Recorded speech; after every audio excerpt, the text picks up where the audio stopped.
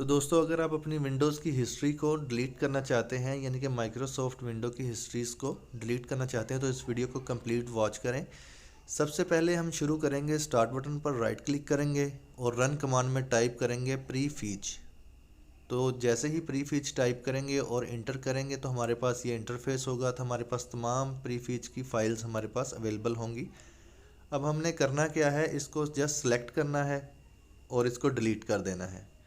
जैसे इसको आप सेलेक्ट कर लेंगे तो राइट क्लिक करें और डिलीट कर दें, या कीबोर्ड से भी आप प्रेस कर सकते हैं डिलीट। तो तमाम फाइल जो हैं वो डिलीट हो जाएंगी। जैसे ही हम इसके ऊपर क्लिक करेंगे तो कुछ वक्त लेगा, उसके बाद हम डिलीट के बटन पर क्लिक करेंगे और ये तमाम फाइल्स डिलीट होकर रिसाइकिल बिन में चली जाएंगी। तो हम क्या करेंगे, इस डायलॉग बॉक्स को क्लोज़ कर देंगे। इसके बाद सेकंड नंबर पर फिर हम विंडो के बटन पर राइट क्लिक करेंगे, रन कमांड पर क्लिक करेंगे और यहाँ पर टाइप करेंगे टेम्प, यानी कि जो भी हमारी विंडोज़ हम यूज़ करते हैं, जो भी सॉफ्टवेयर, उसकी जो टेम्परेरी फाइल्स हैं उसको भी हम डिलीट कर देंगे। सेम इसी तरह से ओके के बटन पर क्लिक करके और यहाँ पर सिलेक्ट करके डिलीट कर देंगे और यहाँ इसके बाद क्लोज़ कर देंगे। तो ये भी जो फाइल्स हैं ये रिसाइकिल बिन में चली जाएंगी।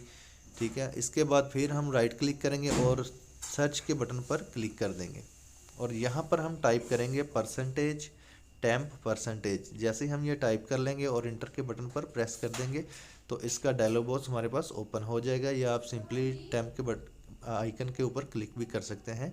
तो इसको भी हम सिलेक्ट करेंगे और यहाँ पर डिलीट कर देंगे। बेसिकली ये वो फाइल्स होती हैं जो कि हम इंटरनेट सर्फिंग करते हैं और उसकी जो भी जंक फाइल्स होती हैं ये बेसिकली टेम्प फाइल में आ जाती हैं। तो यहाँ से हम देखें हमारे पास काफ़ी सारी फाइल्स हैं जो कि रिसाइकिल बिन में मूव होके आ गई हैं। तो यहाँ से अब सिंपल हम इसको एम्प्टी कर देंगे या इसको डिलीट कर देंगे, या वहाँ से भी आप इसको सिलेक्ट करके डिलीट कर सकते हैं।